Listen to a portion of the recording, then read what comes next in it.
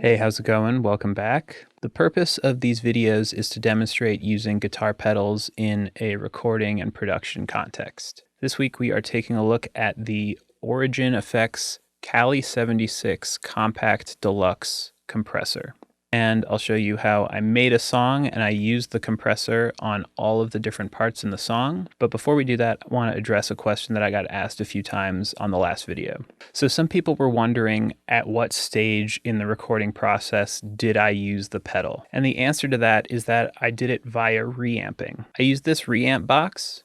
And basically what this does is that it converts the line level signal coming out of my interface to a much quieter instrument level signal, which is what guitar pedals typically expect. It'll also do things like unbalance the balanced signal, and it'll match the impedance between the two levels. But those are kind of more creative choices. They just sound different. The main thing is the attenuation of that loud line level signal to a much quieter instrument level signal. When you reamp something, you want to kind of think about what order the effects come in. So in this case, with a compressor, I didn't want to compress any of the time-based effects like reverb or delay.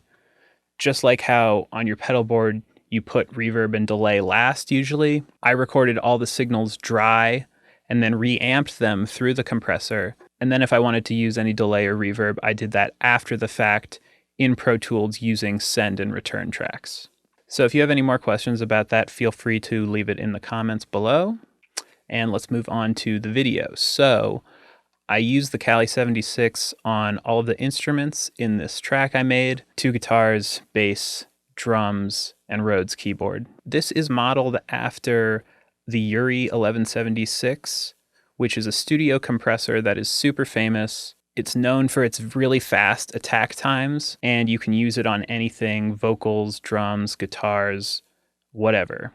So Origin Effects took that compressor and put it in this tiny box. And what I like about it is that it's very tweakable. You can adjust the attack and release times just like you could the Studio 1176 compressor. But if you want to use your simpler traditional guitar compressor in this method, you should totally try it and you might get a lot of the same sounds. Briefly, what a compressor does is that it squashes the dynamics of a signal. So if you have peaks, loud parts, it's going to squash those down. And if you have quieter parts, it's going to bring those up, which can result in an overall volume increase. And it's also going to increase the sustain of the notes. And for one of the guitar parts, you're going to hear me combine the Cali76 with this Boss vibrato pedal, which kind of creates a super woozy, lo-fi-ish sound. And on the Rhodes track, you're going to hear the Strymon timeline, which I put on swell mode at 100% wet, which makes the notes I play kind of swell up and become much more synth-like and atmospheric. Okay, so let's listen to all of these tracks individually with and without the compressor, and then we'll listen to the full track and see how the compressor kind of brings the track to life.